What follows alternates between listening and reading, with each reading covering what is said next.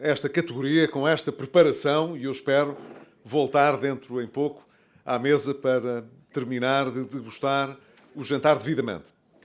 Mas queria agradecer ao Armando Varela, que é o presidente da Distrital do PSD, aqui de Porto Alegre, também ao Rogério, que é o presidente da Câmara de Fronteira, bem como aos outros presidentes de Câmara que aqui temos connosco, ao presidente da JSD, aos TSDs, às mulheres sociais-democratas, que aqui estão também muito bem representadas. É verdade. Nós estamos, de facto, já a preparar o Natal, que é, essencialmente, como sabem, uma festa de família. E para aqueles que estão mais longe, que às vezes merecem um olhar mais atento, é também uma festa em que solidariamente dedicamos um pouco da nossa atenção àqueles que precisam mais. É nestas alturas, portanto, que muitas vezes as pessoas tendem a perceber um bocadinho melhor a importância de vivermos numa sociedade mais desenvolvida, com regras, que não dependa apenas da boa vontade, das épocas natalícias, de certos eventos, para que as pessoas sintam que podem viver com dignidade, que podem aceder a oportunidades para poderem escolher a sua vida, para poderem fazer a sua vida dentro daquilo que são as suas expectativas. No fundo, é isso que uma sociedade desenvolvida deve oferecer. E Portugal é uma sociedade desenvolvida. É importante ter noção disto. Nós vivemos há 42 anos em democracia e, durante todo este tempo, o país fez progressos assinaláveis quando temos em mente a consideração do que é um país desenvolvido. Temos, com certeza, ao longo destes anos, visto cometer muitos erros, perdemos muitas oportunidades, desperdiçámos muitos recursos, tudo isso é verdade. Não é agora o momento para fazer esse balanço, tudo isso é verdade.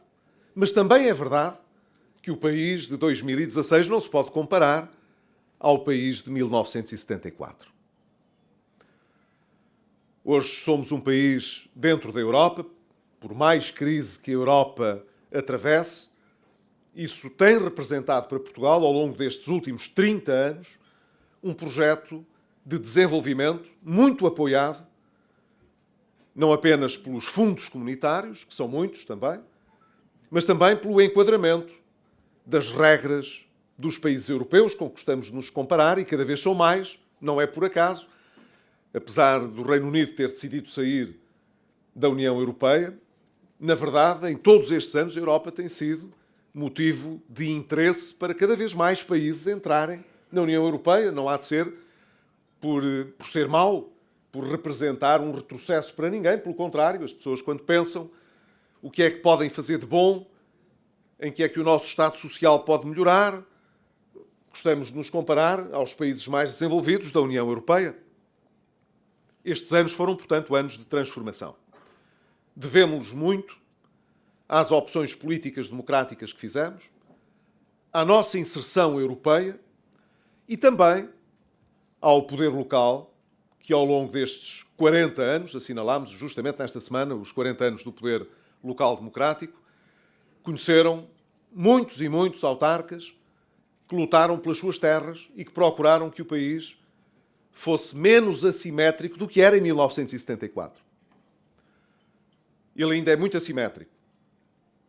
Mas não há dúvida que as condições com que se pode viver hoje, na maior parte do território, não têm comparação nenhuma com o que existia há muitos anos atrás. Seja quando estamos a falar de aspectos sociais relevantes, do acesso à educação, do acesso à saúde, do acesso à solidariedade, ao apoio social. O país era muito pequenino nessa altura. Hoje em dia, felizmente, temos uma cobertura de bens e de equipamentos sociais e culturais que não tem nenhuma comparação com o que era há 40 anos. muito desse desenvolvimento deve-se aos autarcas que tivemos. Fez diferença que as pessoas pusessem às vezes de lado algumas divergências e conseguissem entender-se para que as suas terras pudessem desenvolver. De certa maneira, nós teríamos gostado muito que esse espírito existisse também à escala nacional, porque, no fundo, os partidos existem para estar ao serviço das pessoas, não é para estar ao serviço de nós próprios, nem dos militantes. Os militantes são fantásticos, porque sem a nossa militância, como é evidente, o PSD não iria longe. Mas o PSD não existe para a sua militância, nem os militantes estão cá para olhar para si próprios. Estão cá porque estão a olhar para a sua terra, para a sociedade em que se inserem, para o seu país. E esse foi sempre o lema do PSD ao longo destes anos todos. Quando se diz primeiro o país e os portugueses, é porque a forma como entendemos a nossa razão de ser é essa. Nós existimos, enquanto partido, para poder justamente lutar pelo nosso país, para poder desenvolver mais a nossa terra, para propiciar aos portugueses um futuro melhor. É para isso que existimos. E os nossos autarcas fizeram muito pelas nossas terras. Eu espero que o próximo ciclo autárquico, já o disse noutras ocasiões, aproveito para o recordar aqui, possa ser um ciclo em que o poder local ganhe novas atribuições e competências. E isso não custará mais dinheiro ao país. Creio que com aquilo que já hoje está afeto a uma série de funções que podem ser transferidas, não direi todas para as câmaras municipais e para as juntas de freguesia, algumas terão de ser para uma escala um bocadinho superior, das comunidades intermunicipais, como é evidente, depende dos equipamentos de que estamos a falar. Mas, à medida que equipamentos e serviços possam ser transferidos para juntas, câmaras ou comunidades intermunicipais, o dinheiro que já hoje o Estado gasta seguirá também. E nós temos a certeza de que com os mesmos recursos é possível fazer melhor ao nível dos municípios. Desde logo porque as pessoas sabem melhor como resolver questões que estão ao seu alcance de resolver. O Governo e a maioria que hoje governam o país, quando apresentámos várias propostas sobre estas matérias na discussão do Orçamento de Estado que terminou em novembro, não tiveram nenhuma abertura nem nenhuma disponibilidade para discutir estas matérias. Depois disso, o Primeiro-Ministro já veio dizer que agora sim vamos tratar da descentralização. Eu espero bem que sim.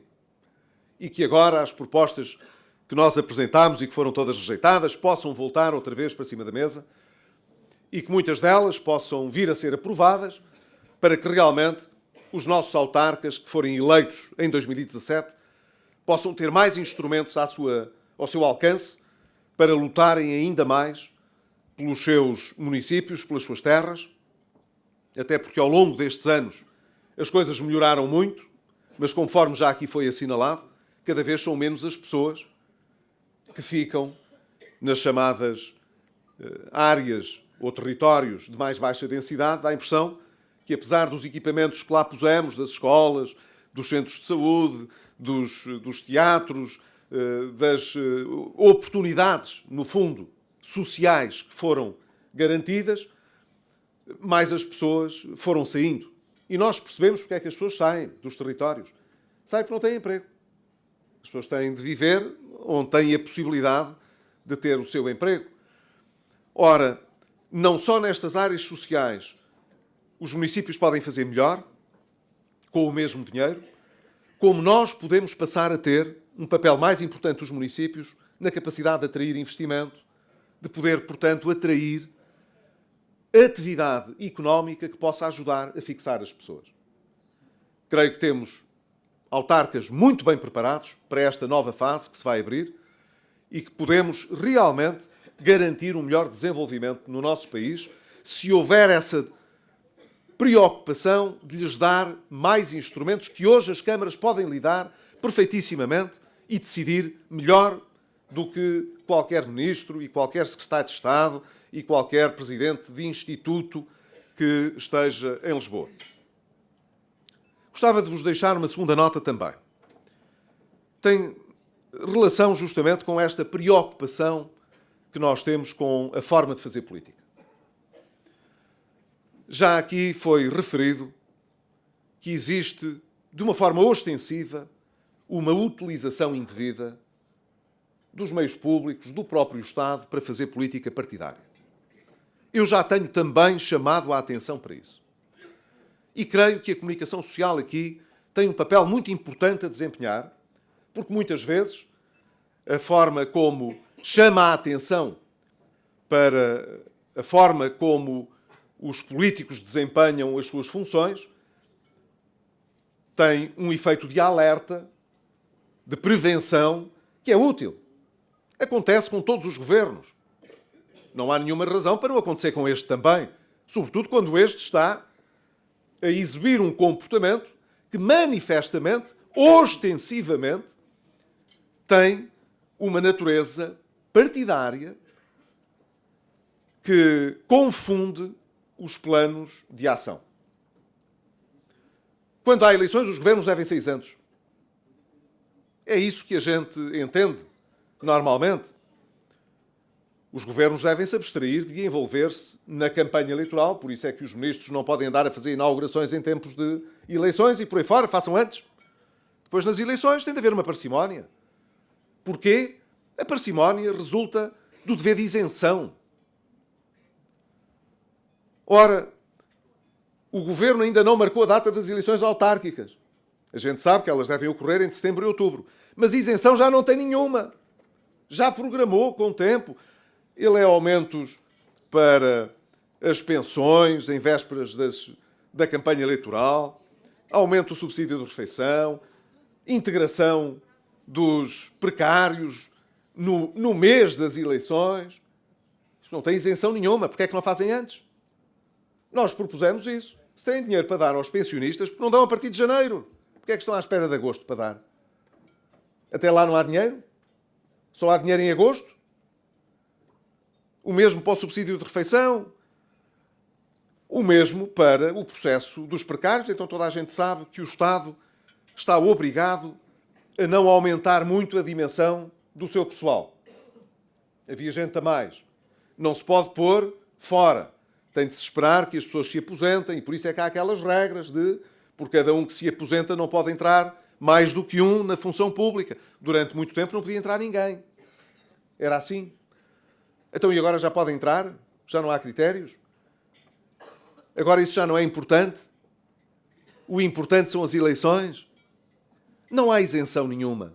Eu acho que a comunicação social aqui também tem um papel muito importante de poder ajudar a denunciar esta falta de imparcialidade e de isenção com que os lugares públicos são exercidos. Mas a forma como os partidos que apoiam o governo exibem os membros do governo, então é extraordinária. Ninguém pode proibir um membro do governo de poder ir participar numa reunião de um partido. Então isso está fora de questão. As pessoas têm de manter a sua militância. Há uns que nem militância têm, que são independentes e que por isso deviam estar disponíveis para ir até a todo lado. Isso percebe-se. Mas isso não se pode confundir com a sua ação de governo. Quem está no governo do país, não é no governo do Partido Socialista, com o Partido Comunista e com o Bloco de Esquerda. O governo é o governo do país. Os ministros, quando falam, não têm de atacar nem os líderes partidários, nem os deputados da oposição. Quando estão no governo, os ministros têm de falar para o país. Quando quiserem vestir o casaco partidário, deixam lá a sua vestimenta do governo e então podem tratar dessas matérias. Agora, quando estão investidos na pele de ministros, não podem tratar com a sociedade entre os nossos e os deles. Não há os nossos e os deles. Quando se governa, governa-se para toda a gente. Mas isso não se vê neste governo. Era bom que depois deste primeiro ano de aprendizagem, os membros do governo tomassem mais cuidado na maneira como aparecem no país.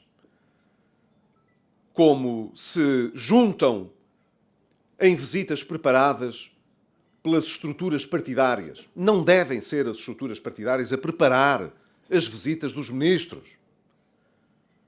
Nós, até às vezes, conforme o Armando se recorda, até tínhamos a chatice ao contrário, que às vezes vínhamos ao terreno e não havia o cuidado atempado de prevenir a estrutura do partido. Claro que se deve prevenir. Devemos estar articulados, isso com certeza. Melhor fora que aqueles que nos apoiam sejam surpreendidos por nós. Não podem ser. Mas quando o ministro se desloca no país, não se desloca para ir promover ações partidárias.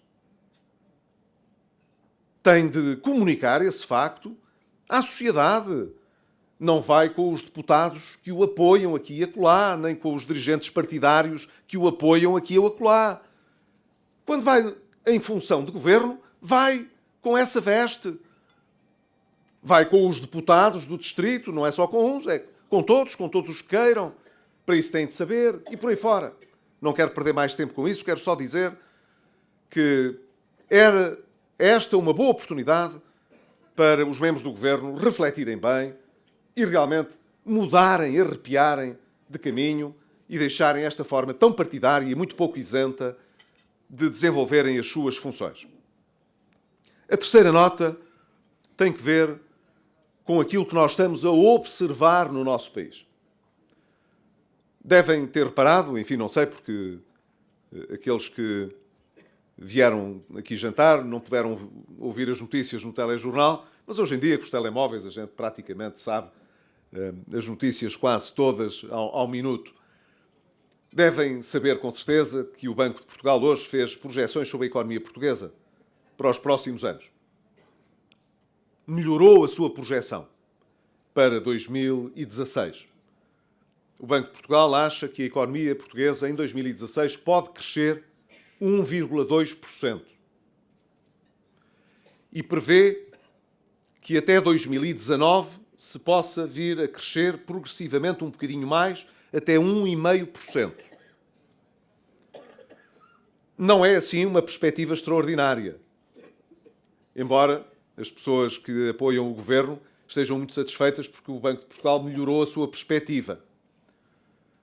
Aquilo que o Banco de Portugal nos veio dizer é que lá para 2019 ainda estamos a crescer menos do que no ano passado. É o que isto quer dizer. Nós em 2015 crescemos 1,6%. Se tudo correr bem, o Banco de Portugal acha que até 2019 a gente pode crescer 1,5%. Ora, vamos lá conversar como gente crescida e como gente idónea e como gente serena. A previsão de que vamos passar os próximos 4 anos a crescer menos do que crescemos em 2015 não pode ser satisfatório. Se alguém no governo está muito contente com esta perspectiva, eu acho que é lamentável, porque com esta perspectiva nós vamos ter mais problemas no país, só pode ser. O país não cresce o suficiente. Continuaremos a crescer menos do que a média daqueles que compõem a zona euro e a União Europeia. Então, em vez de nos estarmos a aproximar da média europeia, estamos a afastar. Ficamos mais para trás. Isso não é bom. Nós precisamos de ter uma perspectiva diferente. Se queremos realmente que o desemprego baixe seriamente e possa ficar abaixo de 10%, possa regressar à casa de um dígito, se queremos realmente que o nosso rendimento possa aumentar o suficiente para a gente poder pagar as dívidas e investir no futuro, se queremos tudo isso, a nossa economia tem de crescer mais do que isto, porque isto é pouco. É menos do que aquilo que nós conseguimos fazer. E aquilo que nós conseguimos fazer era imensamente criticado, como todos se lembram. Porque na altura o Partido Socialista dizia que tinha uma estratégia para que a economia portuguesa crescesse muito mais. Mas não há maneira dela crescer muito mais. Nós temos de realmente nos esforçar por ter uma perspectiva para os próximos anos que não seja assim esta espécie de morte lenta em que as previsões nos prometem para 2019. Mas isso vai exigir políticas diferentes. Será este governo capaz de fazer essas políticas diferentes? Eu não acredito.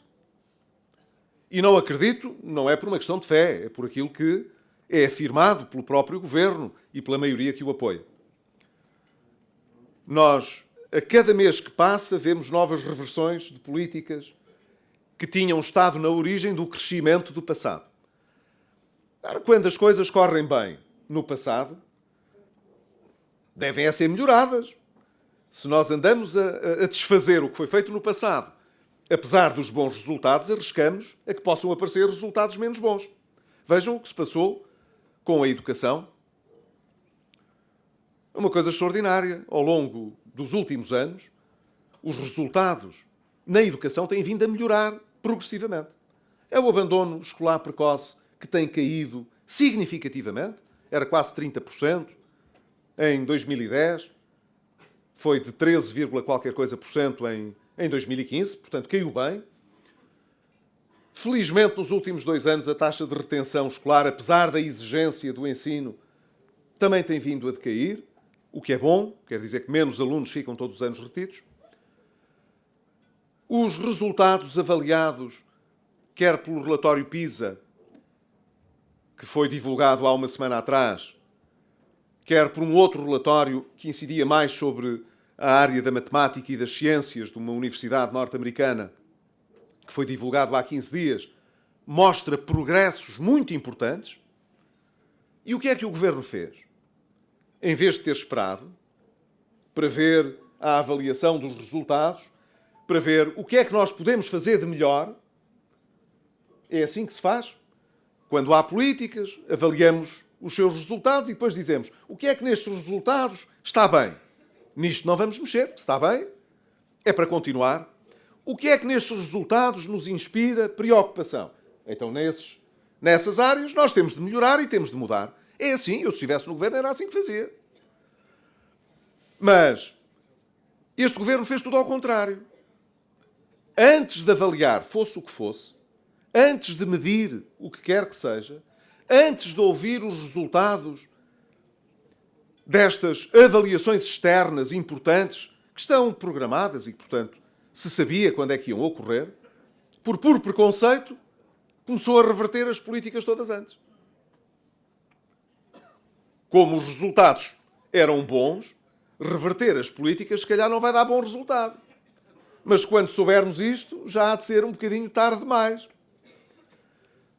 Não é maneira de se proceder. Este governo, portanto, não tem uma abordagem séria para estes problemas. Uma das áreas que mais me preocupa nesta altura é a da saúde. Deixem-me dizer.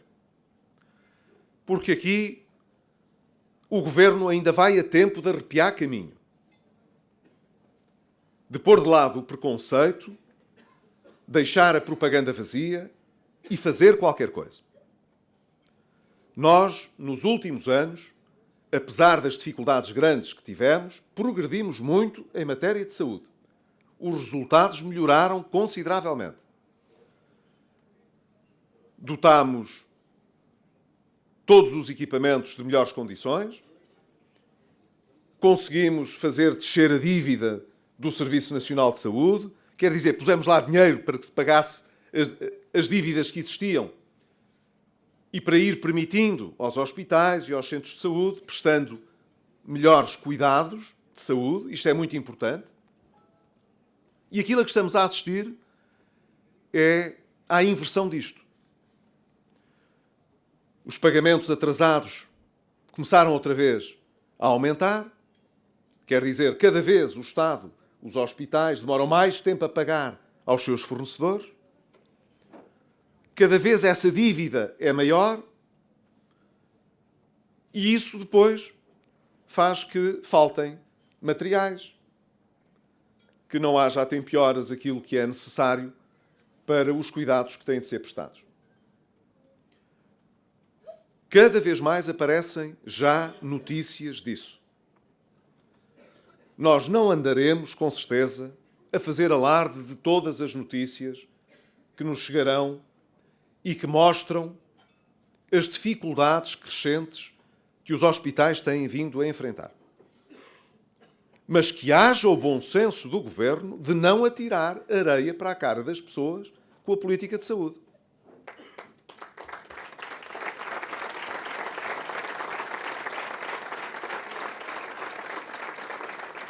O aumento das dívidas, os prazos de pagamento cada vez mais largos, a falta de disponibilidade financeira para a área da saúde começa a sentir-se. O Governo bem pode dizer que não tem cativações, mas como a gente aqui ouviu ainda há bocadinho, as ordens são: ninguém faz despesa sem autorização superior. Portanto, é evidente que as pessoas têm medo. E depois, na altura própria, dirão, perguntem ao Ministro. Porquê é que não há isto? Porquê é que não se fez aquilo? Perguntem ao Ministro. É o que, mais dia menos dia, se dirá. Ora, depois de todos os sacrifícios que fizemos, nós não devíamos estar nesta situação. Então, se há dinheiro para tanta coisa, pelos vistos, não há dinheiro para que no Serviço Nacional de Saúde se pague o que se deve, a tempo e horas, e se possa prestar progressivamente um bom serviço às pessoas. Ainda para mais, nós vamos ter um inverno que se adivinha rigoroso. Isso faria sempre que houvesse, da parte do Governo e da Administração, um cuidado redobrado, e nós não estamos a ver esses cuidados a serem tomados por parte do Governo. Pelo contrário, muita conversa, muita propaganda, que afinal que ia haver recursos, que iam contratar tudo o que era preciso, que não ia faltar nada. Nós é que andávamos a desmantelar, não sei se lembram, o Serviço Nacional de Saúde. Já chamaram o ex-ministro que estava a desmantelar o Serviço Nacional de Saúde para tratar da Caixa Geral de Depósitos. Ainda não nomearam o Nuno Crato para coisa nenhuma. Ainda não chegaram lá.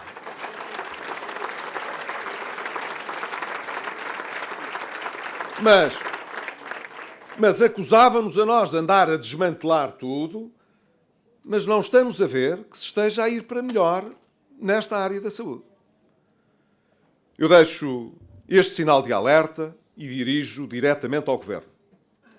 Era muito importante que o Governo arrepiasse caminho nesta matéria para que não se venha a fazer, pela mão do próprio Governo, o que fizeram com a Caixa Geral de Depósitos e o que fizeram com o sistema financeiro, que é a arma de arremesso político e partidário. Quando as coisas começarem a correr menos bem, não venham depois cá dizer outra vez que a culpa foi do governo anterior e foi do PSD. Não venham com essa conversa, que essa conversa está esgotada.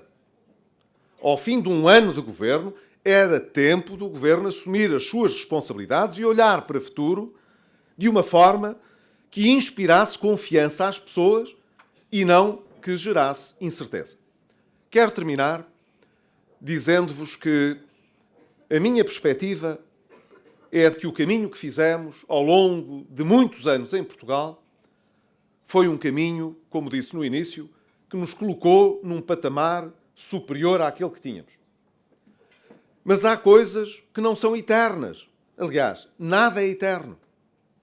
Se nos queremos manter e até melhorar nessa posição, temos de estar sempre disponíveis para investir em ter um Estado social com contas públicas que sejam sólidas, porque quando não há dinheiro os serviços falham, como a gente já sabe.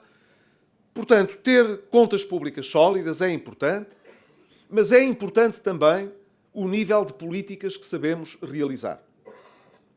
Durante muitos anos, políticas na área social tiveram um certo consenso. O que não quer dizer que fizéssemos todos a mesma coisa. Mas foi possível ir melhorando ao longo dos anos, através de vários governos. Quando se rompem esses consensos, apenas porque se tem o Bloco de Esquerda ou o Partido Comunista a puxar mais, isso pode vir a ter consequências. As políticas públicas são importantes. Se queremos realmente melhorá-las, na área social, na educação, na saúde, no apoio social, mas se queremos manter um nível de segurança adequado, Se num tempo de incerteza como é aquele que vivemos, queremos atrair como refúgio gente que queira aplicar as suas poupanças em países que, como Portugal, podiam ser seguros para esse efeito, temos muito que fazer. São essas políticas públicas que o PSD abraça. E o que nos move é ter a possibilidade de dizer aos portugueses e a Portugal que é possível viver melhor, que podemos crescer mais, que podemos ser muito mais competitivos do que somos, que podemos ter muito mais qualidade do que temos agora. Isso é possível. Nós acreditamos nos portugueses e acreditamos em Portugal. Já por várias vezes mostramos que quando estamos realmente muito mobilizados para atingir um determinado objetivo, que o conseguimos fazer. Também é verdade que já passámos por situações terríveis, que teríamos todos preferido que não acontecessem. E quando, em tempo, se chamou a atenção para o mau resultado que se poderia vir a obter se essas políticas ocorressem, muita gente fez, como se costuma dizer, ouvidos moucos. Não quis saber. O dia-a-dia não ia mal e, portanto, enquanto se vai vivendo no dia-a-dia, depois se verá. O depois, às vezes, é tarde. Já passámos por isso também, não gostaríamos de tornar a passar. Portanto, as políticas têm importância. Não é indiferente. As políticas que o PSD desenvolveu ao longo dos anos ficaram associadas ou a tempos de grande progresso para o país, ou em tempos em que nos livrámos de grandes males. As duas coisas. Mas ninguém dirá que se deve às políticas realizadas pelo PSD nenhum mau resultado em que o país tivesse mergulhado, qualquer bancarrota em que o país tivesse caído. Isso nunca se deveu a políticas do PSD.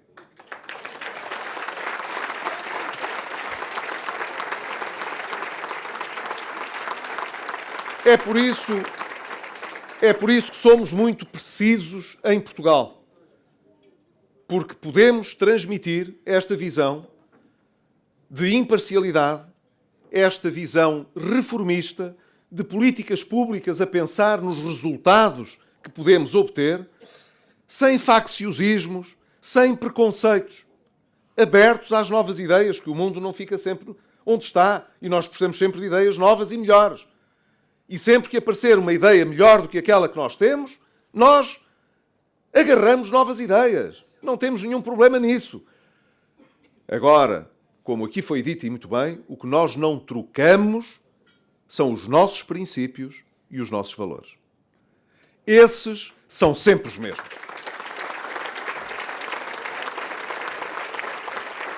Espero que esses valores e esses princípios, que são, no fundo, a massa de que somos feitos, possam estar também bem presentes neste Natal.